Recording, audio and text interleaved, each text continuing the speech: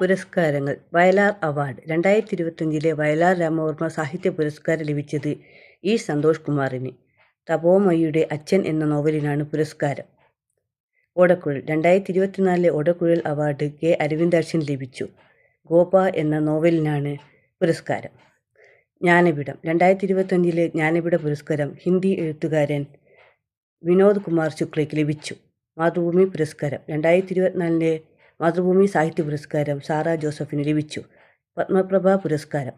2025 പത്മപ്രഭ സാഹിത്യ പുരസ്കാരം കവിയും ഗാനരചയിതാവുമായ ആലങ്കോട് ലീലാകൃഷ്ണന്.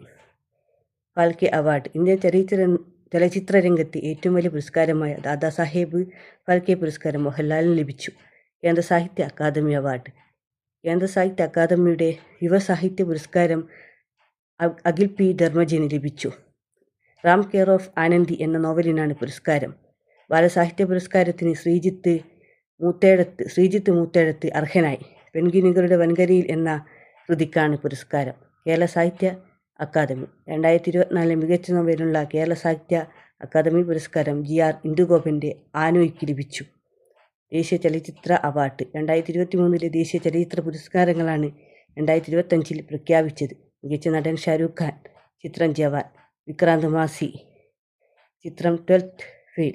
മികച്ച നടി Rani Mukherjee. Mrs Chatterjee versus Norway. സംസ്ഥാന ചലച്ചിത്ര പുരസ്കാരം. 2024 സംസ്ഥാന ചലച്ചിത്ര പുരസ്കാരങ്ങൾ. മികച്ച നടൻ മമ്മൂട്ടി പ്രമേയുഗം. മികച്ച നടി ഷംല ഹംസ ഫെമിനിച്ചി ഫാത്തിമ. ബുക്കർ പുരസ്കാരം ഡേവിഡ് സാലെ പുസ്തകം ഫ്ലഷ്. ലോക പുസ്തക തലസ്ഥാനം. 2025 ലോക പുസ്തക തലസ്ഥാനമായി ബ്രസീലിലെ റിയോ ഡി ജനീറോയെ തിരഞ്ഞെടുത്തു. വിഴിഞ്ഞം തുറമുഖം തുറന്നു. വിഴിഞ്ഞം അന്താരാഷ്ട്ര തുറമുഖം 2025 മെയ് 2 പ്രധാനമന്ത്രി നരേന്ദ്രമോദി രാജ്യത്തിന് സമർപ്പിച്ചു.